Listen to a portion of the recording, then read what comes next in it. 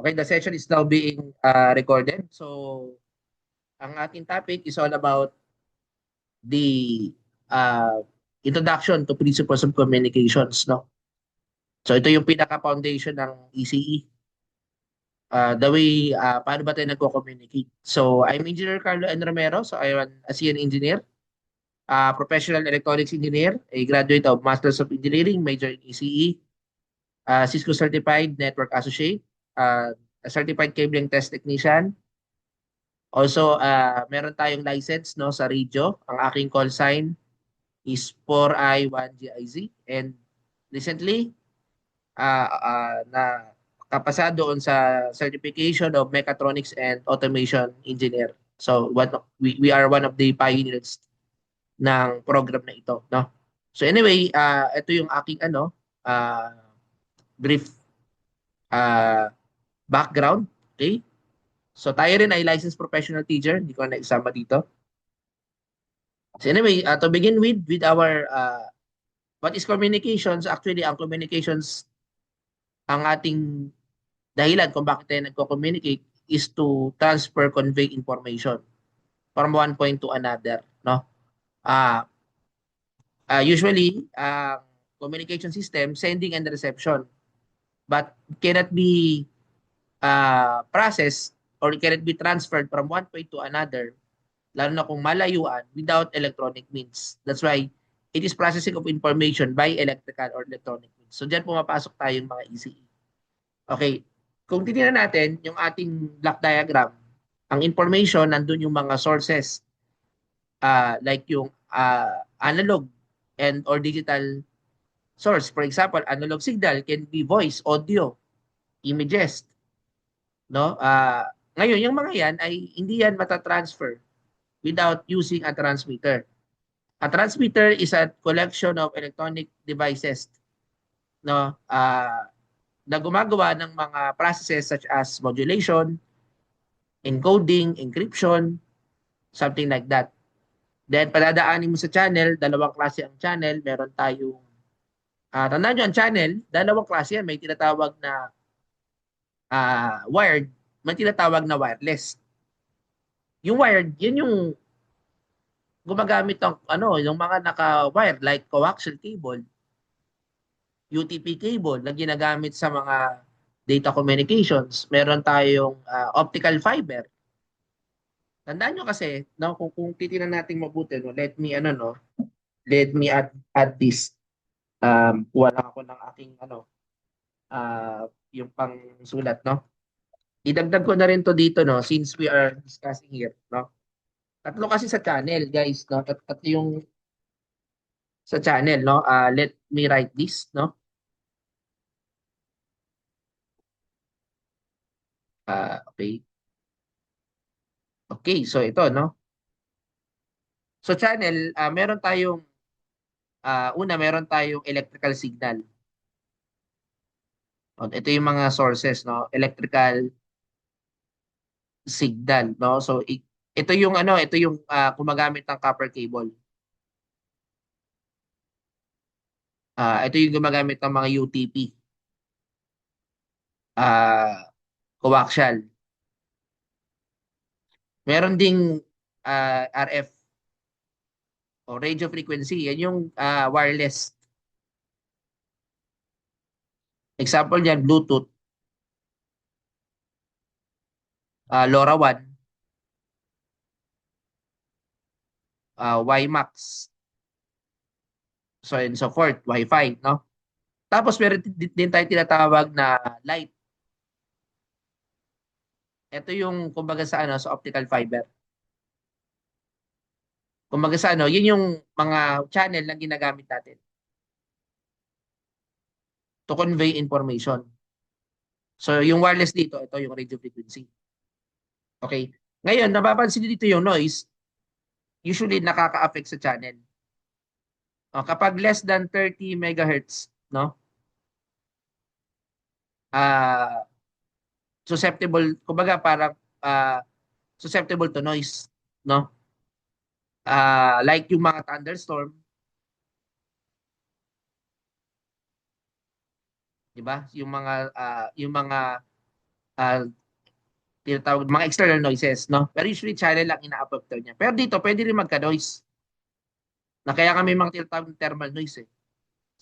Kasi pag yung mga resistor, yung mga transistor, prone yan to magkaroon ng noise talaga, no?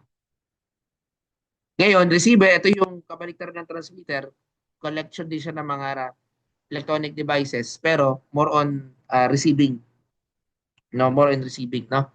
Okay, sige. So, may tanong kayo dyan, guys, so far? Sige, tukal nyo ko yan. Okay, no? So, ngayon, guys, ah i-clear ko lang ito.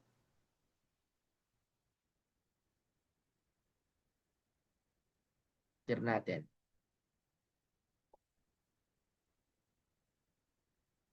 Okay, clear.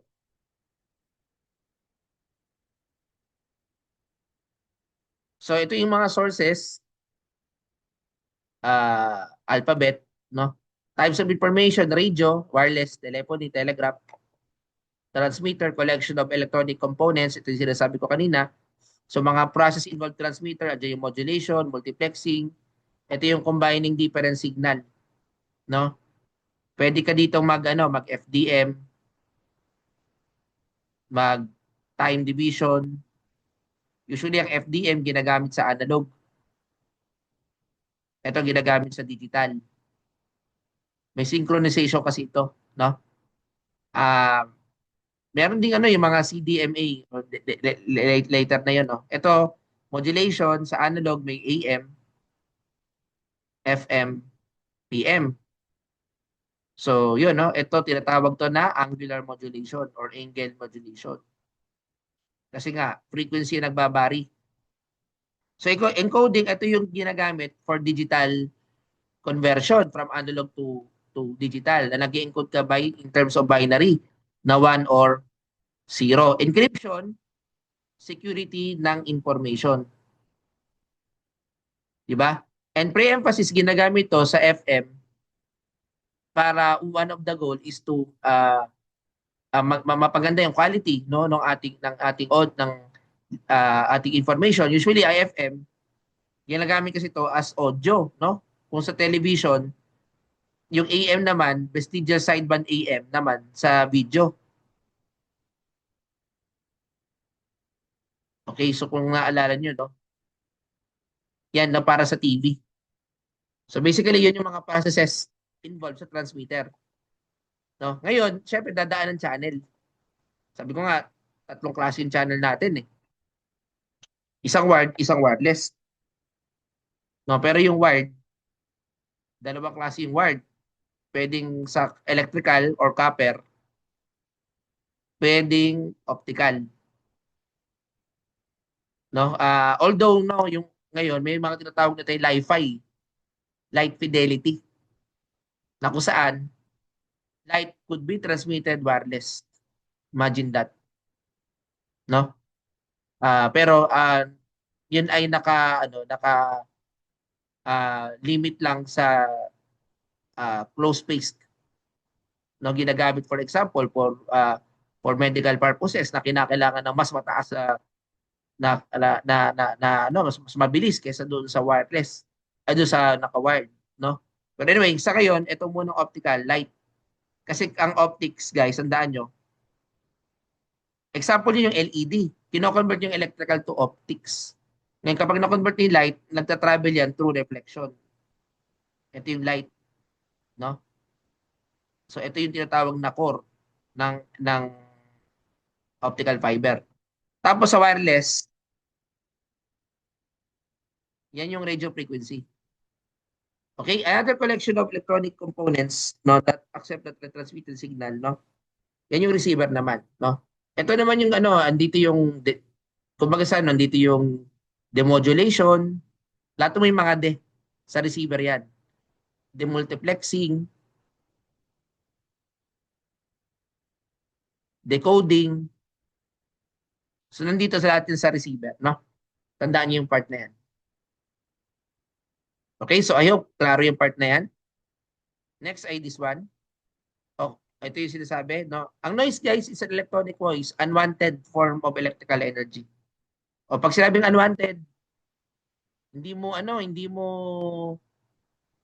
inaasahan. Aperiodic in character. Tends to mutilate, gulihin ang signal mo. Kung ito yung signal mo na na maganda, ito yung signal mo with noise, no, pwede mong ano yan, kapag pinalas mo yan, meron na siyang noise na attribute din. So nagkakaroon ng ng summation of the signal and the noise. Kaya minsan kailangan natin tanggalin 'to. Kaya minsan nililimit natin, no? Yung ating mga electronic noise, okay? Okay, so what is the basic requirement? May tinatawag tayong accurate and as well as fast. Dalawang klase ang type of signal, analog, continuous, no? Continuous, no, in nature. Ito kasi discrete, no? Now, si analog, example ng mga analog signal ay ito mga radio broadcast, telephone, TV signals. Yan ay dumadaan ng may frequency na kinakailangan, no? Halimbawa, ikaw nanonood ka ng Channel 7. Si Channel 7, meron niyang 174 to 180 megahertz of frequency. Kasi sa television naman may 6 megahertz bandwidth. So ibig sabihin, dahil yan ay natutune mo with that frequency, that is an example of an analog. Ngayon, kung tatanungin ka, ano ba ang VHF TV? Ang VHF, Very High Frequency TV, from channel 2 to 13, kung di ako nagkakamali, yan ay nasa 54 to 216 megahertz. Halimbawa, yung channel 2, ito, nabili na to kung di ako nagkakamali. Nasa 54 to 60 megahertz. Si channel 3 naman, 60 to 66 megahertz. Si channel 4, 66 to 72. Now, merong hindi nagagamit bigla. Kaya pagdating ng 5, biglang mag-76. 4 megahertz yun yung gap. Hanggang 82, si channel 6 ay 82 to 100 to 88. So hanggang dito yung tinatawag natin na low band VHF. Meron kasi tinatawag na high band. Yung high band na yun yung from channel 7. Pero pagdating ng 7, papasok na ng 174 to 180 megahertz. So sa tingin nyo, anong dahilan? Bakit hanggang 88 lang? Kasi guys, yung 88 to 108 megahertz, yan ay gamit ng frequency modulation or FM. Sa kanya lang yan. Si AM naman, 535 to 1605 kilohertz. Meron tayong mga certain bandwidth, no? So yung mga yan ay example of analog signal. No, may certain frequency kan sinutune, no? Yan, I hope na yan ay klaro sa part na yan, no? Sige, let's continue. Okay, dalawa yung klase ng transmission path. Isang line at isang radio. Radio is unguided, wireless. Now, ano ba yung pagkakaiba nito, no? Mga method ko kasi tayong pag sinabi natin frequency, ang frequency kasi guys is cycle per second. Kapag sinabing 100 kilohertz, ang ibig sabihin 100,000 cycle per second. Kaya mapapansin nyo, mas bumibilis, mas nagko-compress ang mas matataas na frequency.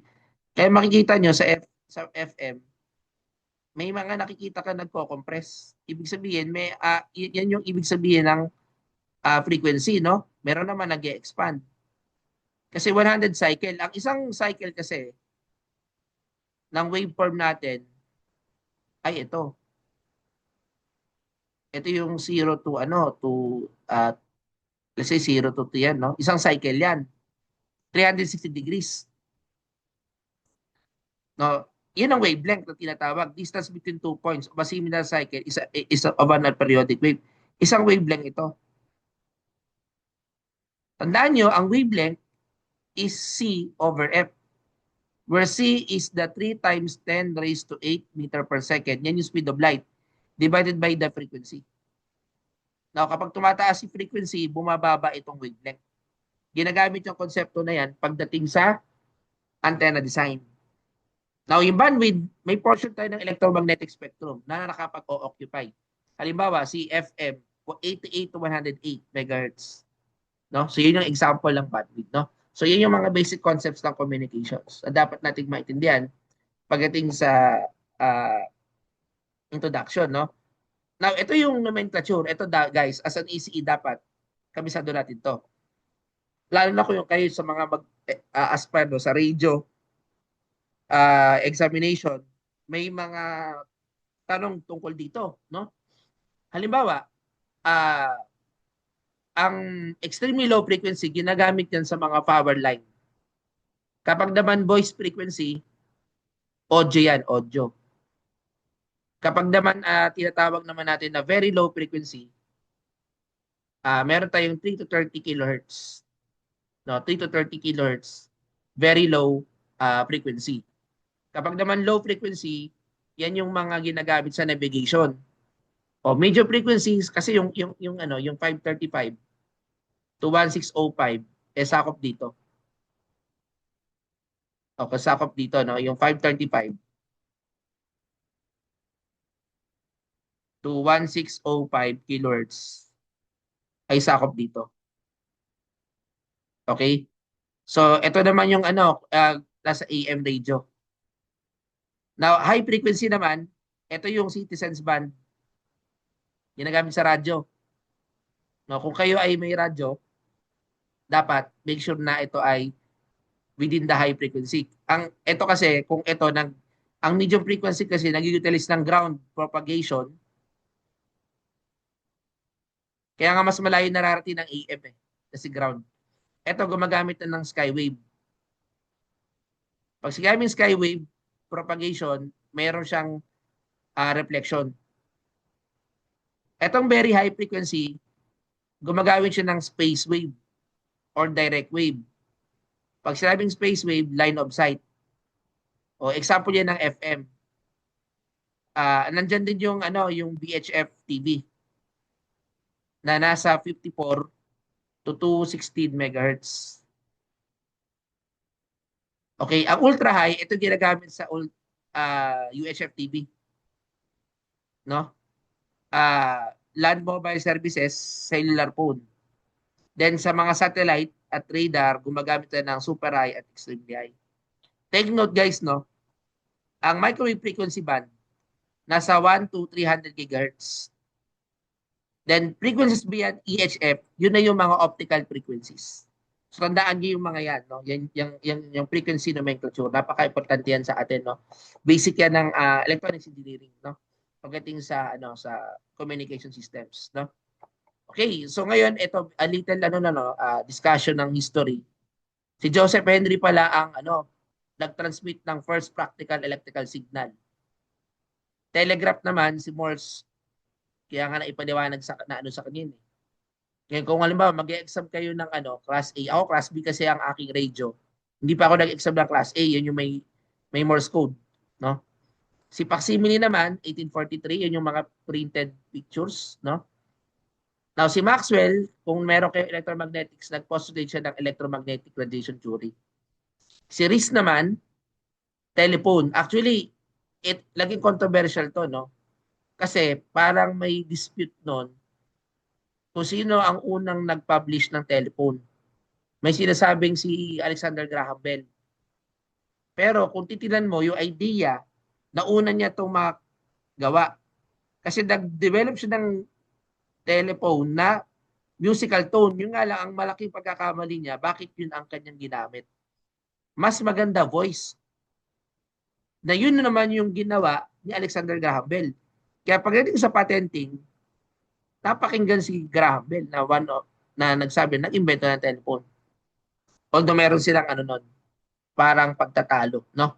So, Maxwell, ito naman, sabi nga, nabanggit ko na kanina rin, yung theory of electromagnetism, yung oscillation ng electromagnetic waves na nagka-travel through space with the speed of light. Yung speed of light, 3 raised to 8 meter per second. Isipin nyo na measure nila yan, no? Okay, Ito si Thomas Edison, DC, na-invento niya. O di pala, yung na-discover niya yung direct current. Hindi lang yun, no? Yung quadruplex telegraph. Si Emil Baudot, multiplexing, telegraph, and AC Cowper naman yung facsimile machine. Ito, 1876, voice signal, no? 1860 kasi musical tone. Phonograph sa 1877. Si Francis Blake naman, microphone transmitter. Nikola Tesla, AC. Sa kanya yung radio, sa kanya yung wireless talaga, actually. No? At Heinrich Hertz, electromagnetic wave. Okay, so yan, nagkaroon siya ng mga pag-aaral tungkol dyan, no? And then, nagkaroon pa ng mga inventions noon, na-discover yung electromagnetic radiation ni Hertz, sa kanya na, yung frequency, sa kanya na pangalan, no? Stroger naman yung dial switching system. O, nakikita niyo yan sa telepono. Marconi, yung ground wave signal. Okay, ano to, AM, ground wave. Nagkaroon din siya ng pag-aaral sa radio link, no? Pero yung first radio broadcast, that was 1901 when Fessenden transmit the first radio broadcast. Si Marconi naman na-transmit yung telegraphic radio messages. Okay, yung transatlantic kay Marconi. Si Fleming, ayan, John Ambrose Fleming yung vacuum tube. First generation ng computer. Okay, si Fessenden, ang ano, sabi ko nga, si Fessenden, since, although si si Marconi ang ground wave propagation, kay Fessenden yung AM, na varying amplitude, no? Lee De Forest yung mga triode. Alexanderson yung TRF, yun yung sinaunang radyo. Tapos lately na-develop yung super heterodyne ni Edwin Armstrong, 1918. Heterodyne kay Fessenden, no? So medyo related yung kanya ng mga study kasi pare-pares sa radio, no? Sila yung mga talagang communications engineer, no? Ayan, no, nagkaroon pa ng mga transmission ng mga, ito yung black and silhouette motion picture kay Bard and Jenkins, no? Mga television cameras ito, Swarovski, no? And pero yung practical TV 1928. So sabay-sabay na develop 'yan, no? FM kay Edwin Armstrong 1931. Alex Reed yung PCM, ano yung PCM? Yung transmission ng analog to digital, digital to analog. 'Di ba kung naalala nyo, may mga Sapper and Hold. Okay, sa encoding ng mga binary signal. Then the proposal of the satellite that was proposed by Arthur Clarke 1945. AT&T, yan yung parang pinaka telco, no? So John Burden 1947, 1951 Transcontinental. So on and so forth, no? So Sputnik 1 Troposcatter Radio Link, Jack Kilby, IC. Okay, yung BLSI, ayan, no? 1959. Tapos yung mga satellite pumasok na, si Cow and Bockham naman sa fiber. Nag-develop 1977 commercial use ng optical fiber. 1983 pumasok ang cellular network, 1991 ang World Wide Web. Although ito i-update ko pa, no? Now, ito magkaroon tayo ng konting who is the father of electromagnetism? The answer niyan ay si Oersted. Who is recognized as the father of electromagnetism? That is Hans Christian Oersted. So yung American scientist who discovered the electromagnetic self-induction. Induction si Joseph Henry. O, di ba inductor sa kanya na ka-unit? Henry. He discovered photoelectricity. A photosensitive element. Siya si Berzelius. No? Who is the father of electrodynamics? Electron dynamics. Current. O, sino ba yan? Si Ampere. Current kasi yan yung pinaka no? Kaya sa kanya na ipangalan yan. The range of frequencies represented in a signal, that is range, that is bandwidth. O ano naman yung number 6? It refers to the sending, receiving, and processing of information by electronic means. Siyempre, communications. Kasi broadcasting, one way yan, one way. Telephony and telemetry, under lang ng communication. So that is Letter A, communication system. The big breakthrough in the electronics came with the invention of, ano sagot sa tingin nyo? That is telegraph. No? Noong 1844. O ano yung transmission of printed picture by radio? Facsimile. O, tandaan nyo yung mga ganyan, no? Yan yung mga tanong. Okay, Scottish physicist who established the radio of electromagnetism, syempre, si Maxwell. O sino yung unang nag-imbento ng telephone na publish? Kinilala kasi voice ang kanyang ipinadala instead of musical tone. Si Graham Bell. Yung kausap niya noon si Watson. Ang unang sinabi niya, Mr. Watson, come here, I want you. No? Okay, so yan yung una, no? The second one is modulation. Ngayon, sa transmitter, one of the characteristics of the transmitter is it can be used, no, to transmit sa modulation. So, meron tayong mixing of low frequency with high frequency. Kasi ganito guys ang modulation, tandaan nyo, no? Kumbaga sa para maintindihan yung proseso, ito yung tinatawag nating modulator. Modulator to. Ito yung information signal. Ang characteristic ng information natin, very low frequency. Yan yung mga audio. Ngayon, meron ka ditong carrier.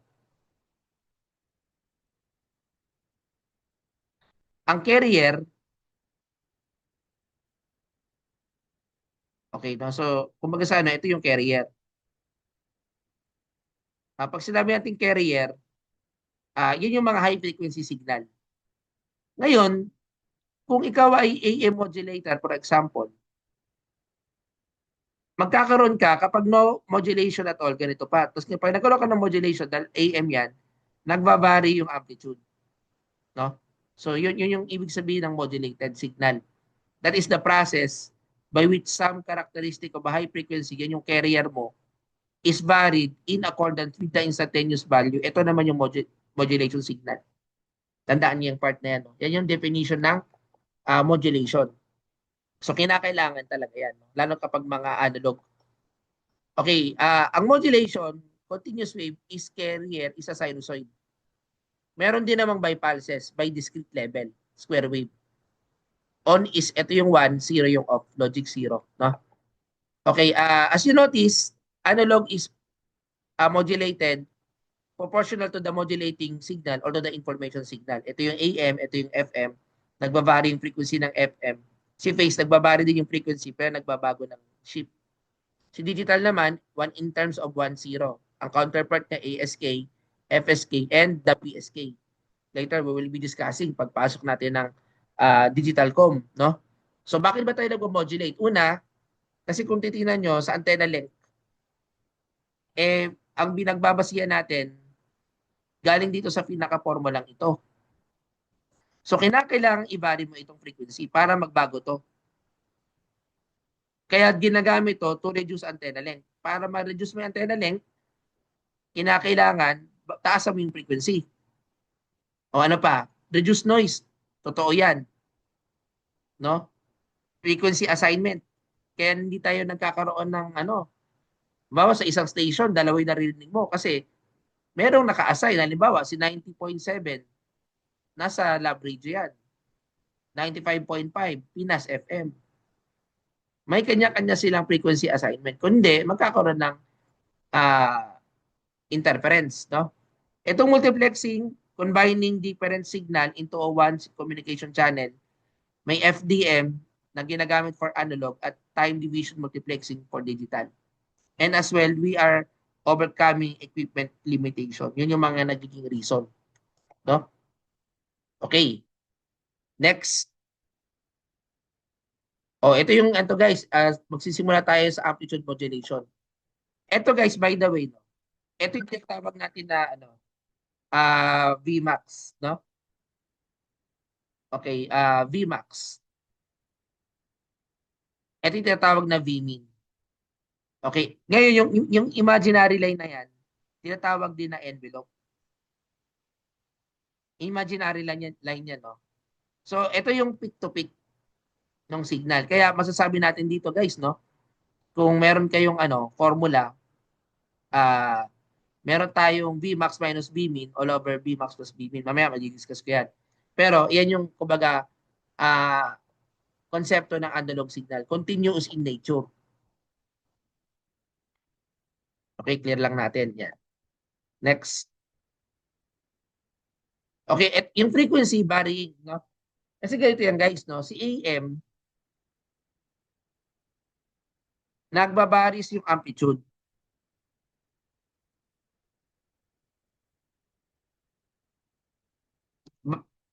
While the frequency remains constant.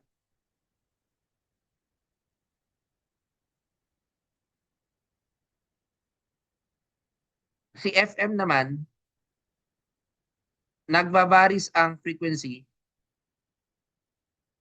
while amplitude remains constant. Yun yung makikita nyo dito kay FM. Yung amplitude niya same lang. Pero dito, nagkakaroon ng compression at expansion. So, yun nangyayari. Ngayon ito, kay naman, pansin nyo kay phase, parehas nagbabari. Ang kaibahan lang, mayroong phase shift. Nagbabago yung from 180, di ba? Nagpe-phase shift siya. Pero pare tinatawag siya na varying, no? Nagbabari yung kanyang signal. So, yung tinatawag na phase modulation. Okay, ito yung pulse code. Ito yung nag-convert na from analog to digital, digital to analog sa receiver. Meron tayong similar topic dyan. And delta modulation. Na dito, sinecheck din natin yung pagkakasabay ng analog signal dun sa reconstructed. Now, kapag hindi nagsabay yung analog signal mo sa reconstructed form mo, nagkakaroon ka ng slope overload. And tendency, nagkakaroon ng granular noise. Yan ay mapag-aaralan pa natin pagdating natin sa digital com. So, delta modulation ang tawag dyan, under the digital modulation. Now, sabi ko nga, lahat ng ating may equation, mathematical equation, ito yung sine wave. Kasi ang signal, guys, binubuo ng tatlong phase, tatlong characteristic. May tinatawag na amplitude, may tinatawag tayo na frequency, at phase. So dito, ito yung amplitude, yung V. Kaya tawag instantaneous amplitude. Etong omega, yan yung 2 pi ft. Kaya angular frequency ang tawag. Angular frequency is 2 pi ft. Now, ito naman yung kumbaga sa ito yung pinaka-frequency mo. Now, itong itong theta mo, ito yung phase angle. Yung pagbago ng phase in radian. Halimbawa, ito. O di ba, FM yan, biglang nagbago, naging ganito. Tapos ganito. So, meron tayong mga phase angle na nagbago. Kaya, ito, this is an example of a signal, of a equation of a signal. Di ba? So, yan ay dapat maintindihan natin pagdating sa mga sinusoids, no? Okay. So, ito yung guys, no? First symbol. Tandaan nyo lang ito. Kapag naman, ito, importante ito, lalo sa mga magtitake ng license communication sa NTC, no? Maaaring lumabas ito. Halimbawa, yung first symbol type of modulation. O even kapag kukuha ng mga ECT, lumalabas dito. An ECE as well, meron din. Halimbawa, double sideband, A yun. Single sideband full carrier, H. Single sideband reduce. Parang ganito yun kung titignan mo sa frequency domain. Di ba sa frequency domain may mga tayo. Ito yung carrier. Kapag double sideband, ito yung double sideband. Upper sideband, ito yung carrier. Ito yung double sideband. Yung single sideband, full carrier, isang carrier ka, pero may isa ka lang sideband. Etong single sideband reduced, isang sideband, pero mababa yung carrier. Di ba? Single sideband suppressed, wala ka ng carrier.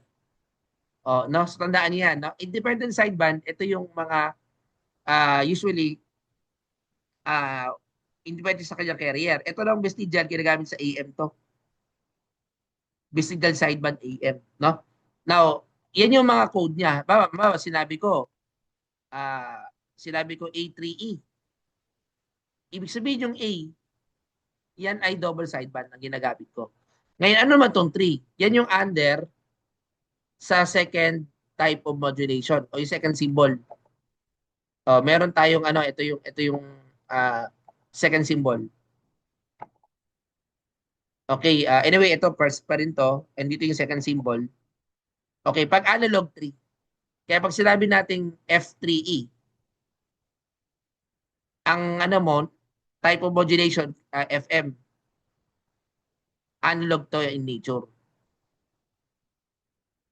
Ngayon, ito guys, to depende. May tinatawag na analog, may multi-channel digital, may multi-channel analog, no? Now, kapag tinanong naman tayo, ano naman yung pangatlo? Ang pangatlo natin guys, hindi tayo nagkakamali, no? Yung ano natin is tawag dito. Yan yung mga telegraph, yan yung type of information. Kaya pag sinabing sound broadcasting, halimbawa F3E, ibig sabihin, type of modulation, FM, nature of modulation niya analog, ito naman ay sound broadcasting. Halimbawa, sinabi ko F3C.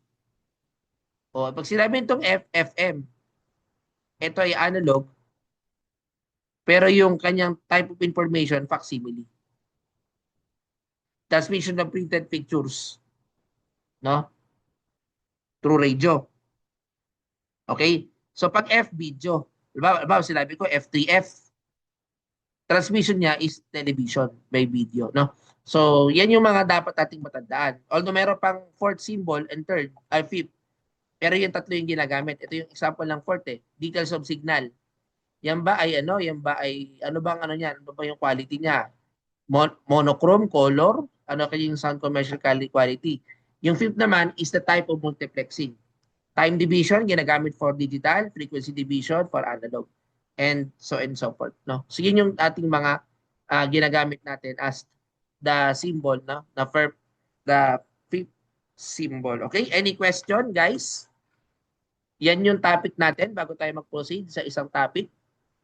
I-clear, i-ano ko lang to, i-ano ko lang stop